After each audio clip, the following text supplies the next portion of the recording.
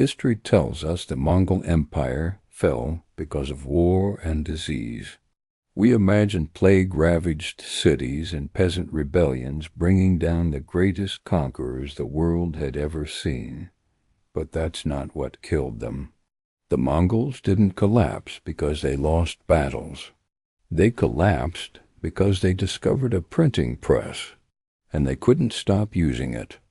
This is the story of the first hyperinflation in recorded history. It's about an empire that controlled half the known world, but couldn't control its own currency. And here's the truth that history books bury. Kublai Khan's grandson didn't lose China to rebels. He lost it to accountants. The balance sheet killed the Mongols faster than any army ever could. Let's start with what they built, because you can't understand the collapse until you see the scale of what came before it. The year is 1279. Kublai Khan stands at the peak of human achievement. His empire stretches from the Pacific Ocean to the borders of Poland. He controls the largest unified trade network in human history. The Silk Road isn't a legend anymore. It's a superhighway, and it's generating wealth on a scale that makes modern GDP figures look quaint. Picture this. A merchant in Venice can order silk from Hangzhou and receive it in 6 months. That's faster than most shipping today without container ships. The roads are safe. The taxes are standardized. The currency works everywhere. Kublin's grandfather Genghis built the empire with horses and swords. But Kublai runs it with clerks and couriers. The jewel in his crown is the yam system. Think of it as the medieval internet. Every 30 miles across the entire Asian continent, there's a relay station, fresh horses, hot food, armed guards. A messenger carrying the Khan's golden tablet can cover 200 miles in a single day. Information moves faster under the Mongols than it will again until the telegraph. This speed creates something unprecedented, economic visibility. The Khan sitting in Beijing knows the price of grain in Baghdad before local governors do. He knows when storms hit the trade routes. He knows when bandits strike. He can move resources and armies with supernatural precision. It's the logistics backbone that holds together 50 million square miles of territory. But here's the problem that nobody saw coming. Success breeds complexity, and complexity demands cash. By the 1270s, the Mongol economy is growing faster than the money supply can keep up. Trade is exploding. Deals are getting bigger, and moving copper coins across Asia is becoming impossible. A merchant traveling from Samarkand to Beijing would need to bring literal tons of metal. It's not sustainable. The empire is choking on its own prosperity. Kublai's advisors come to him with a solution. It's radical, it's dangerous, and it will change the course of human history. They propose something the world has never seen before at this scale. They want to make money out of paper. Not paper backed by gold, not paper you can redeem for silver, just paper. Paper that's valuable because the Khan says it's valuable, period. They call it the Chao.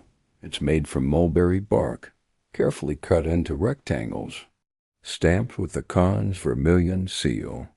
And here's the enforcement mechanism. Printed right on every note in bold characters is a warning. Counterfeiters will be decapitated. This isn't a suggestion. It's a promise. Marco Polo witnesses this system firsthand, and he's absolutely stunned. He writes that Kublai Khan has mastered alchemy. He's turning tree bark into gold. Polo describes watching Chinese merchants carry fortunes in their pockets instead of on carts. He sees shopkeepers accept these flimsy notes without question. The whole thing seems like magic, and for about 20 years it is magic. It works beautifully.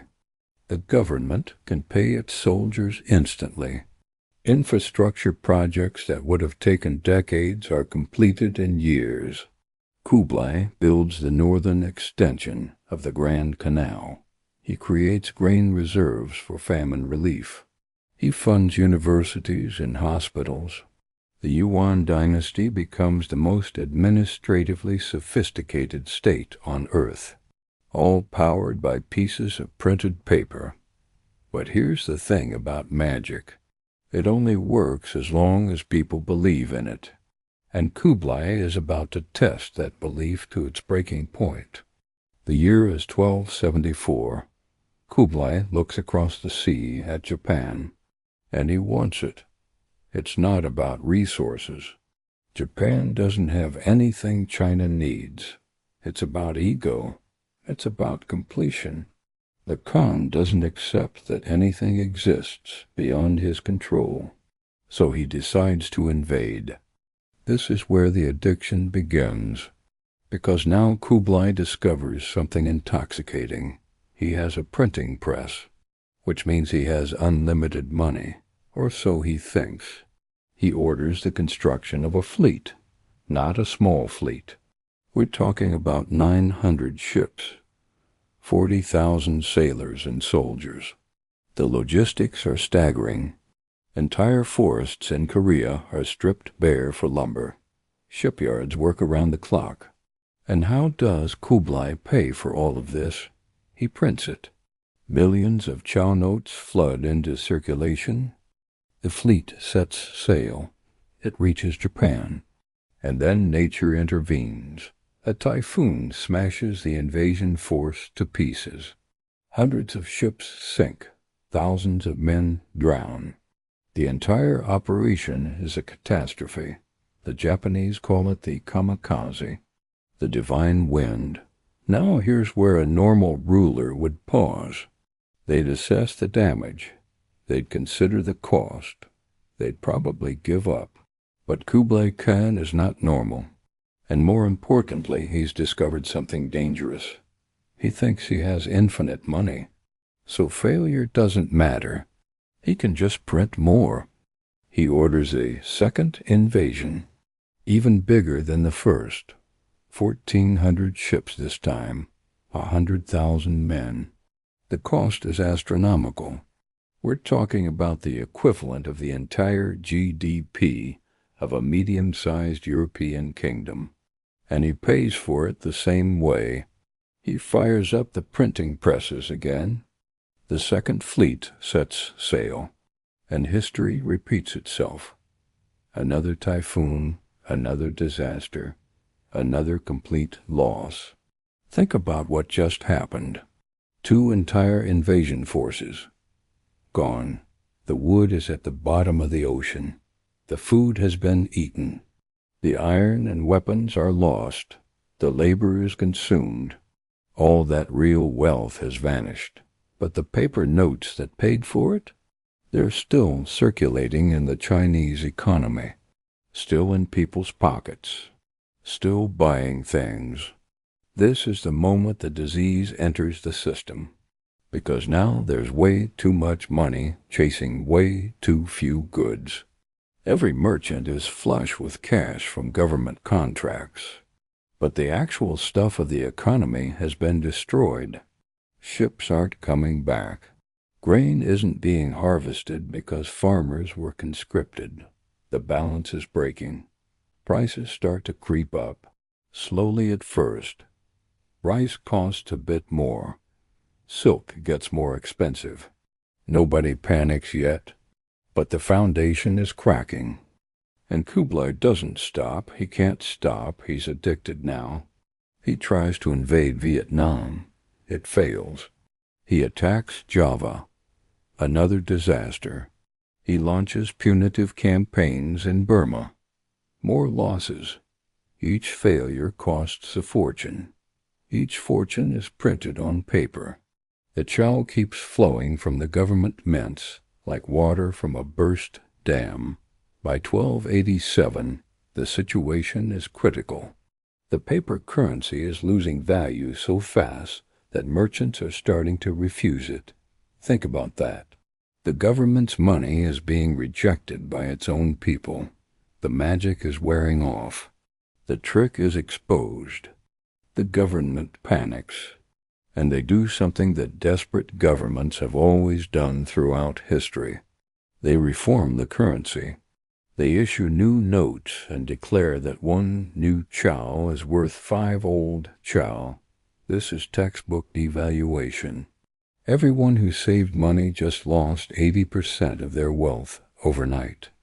It's a robbery, legal, official, but still a robbery. This is when trust dies, because the people understand now. That seal from the Khan that was supposed to guarantee value? It's meaningless. The promise is broken. The social contract is void. The economy starts to behave like a wounded animal. People hoard anything real, copper pots, silver jewelry, rice, cloth. They spend paper money as fast as they can before it loses more value. This accelerates the inflation. Prices double, then triple, then quadruple. It becomes a spiral. The more money loses value, the faster people spend it. The faster they spend it, the more it loses value. And now something else happens. Something that's always hidden in the shadows of easy money. Corruption explodes. The finance ministers become gangsters. Men like Ahmad Fanakati use their control of the currency to enrich themselves beyond imagination. They create state monopolies on salt and iron, then sell licenses to their friends. They confiscate goods from successful merchants on trumped-up charges. They print extra notes for themselves and pocket the difference. The entire system becomes a looting operation. Kublai is still alive during most of this, but he's old now. He's lost interest in governance. He's consumed with grief over his favorite wife's death. The empire runs on autopilot while the bureaucrats steal everything that isn't nailed down. When Kublai finally dies in 1294, the system is barely holding together. His successors inherit a poisoned chalice. They inherit an economy built on fantasy, and they don't have Kublai's authority or charisma to hold it together by sheer force of will. The next 40 years are a slow-motion car crash. Emperor after emperor prints more money to cover deficits. The court is bloated with thousands of officials, all demanding salaries.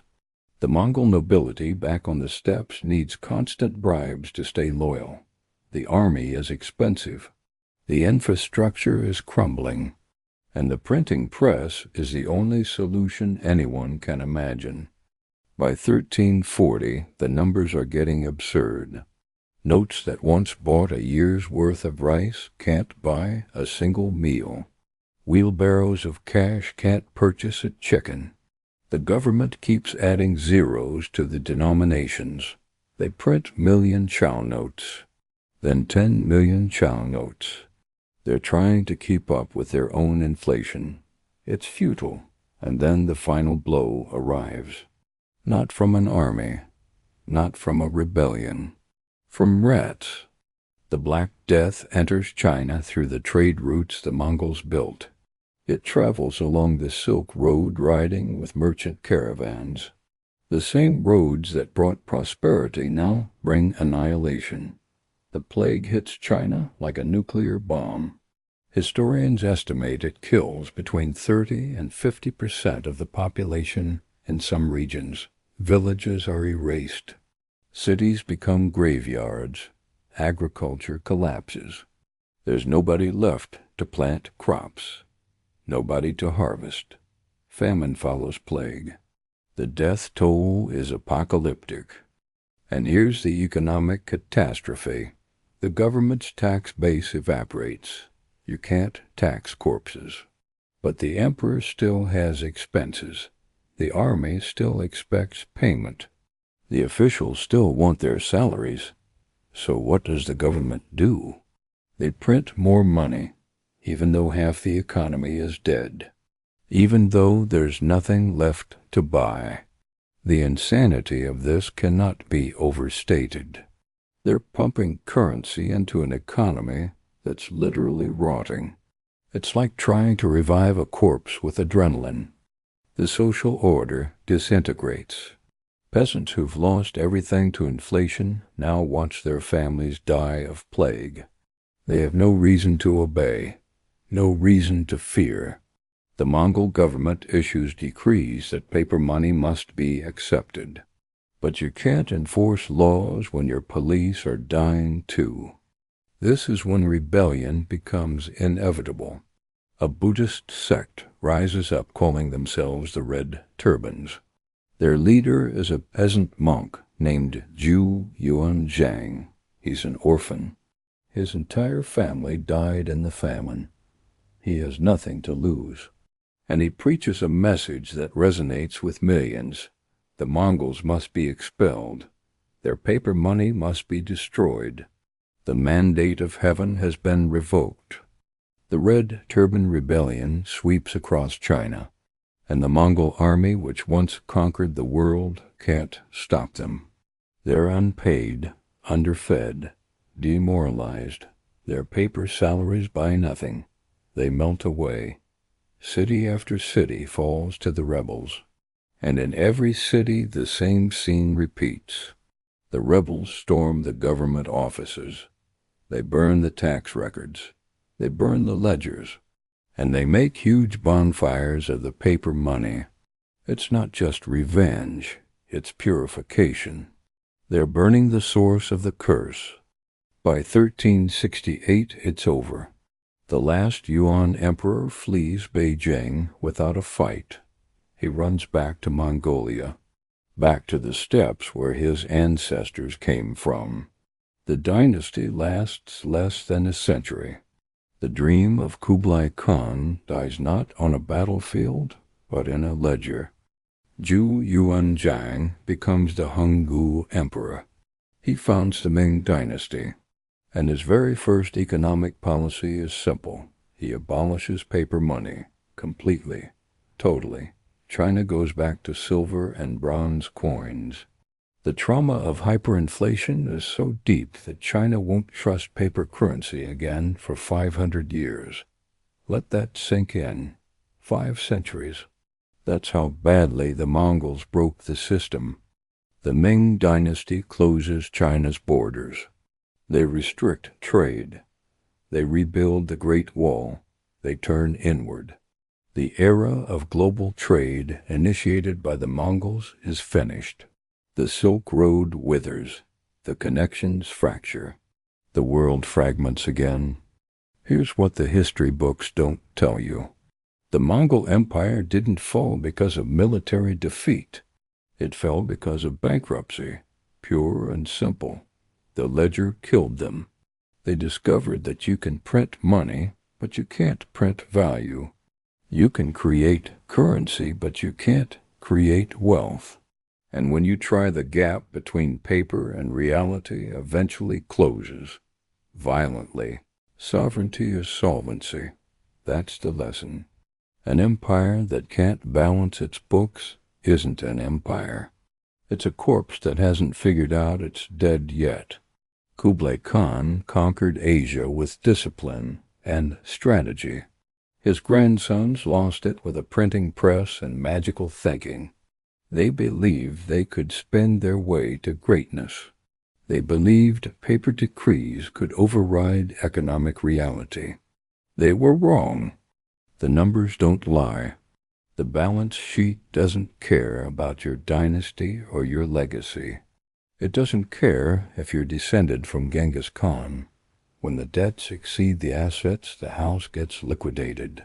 When trust collapses, the currency dies. When the currency dies, the government falls. It's a law as reliable as gravity. And here's the terrifying part.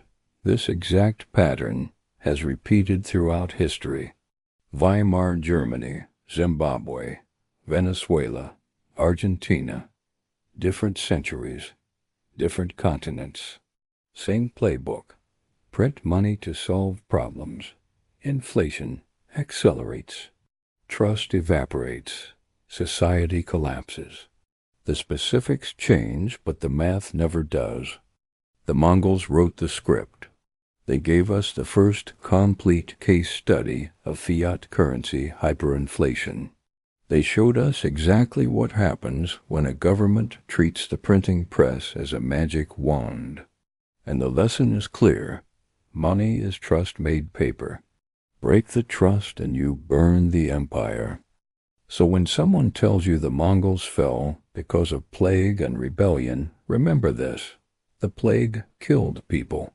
The rebellion killed the government. But hyperinflation killed the empire. It poisoned the blood long before the body collapsed. The economic death came first. Everything else was just symptoms. That's the power of the ledger. That's the tyranny of math. Kublai Khan could conquer kingdoms, but he couldn't conquer arithmetic. Nobody can. If you found this financial autopsy as revealing as we intended, make sure you subscribe. Because history is repeating these patterns right now in places you wouldn't expect. The printing presses are running again. The promises are being made. And somewhere an empire is bleeding from the balance sheet. You just haven't noticed the corpse yet. Stay ahead of the curve. History is the only cheat sheet that actually works.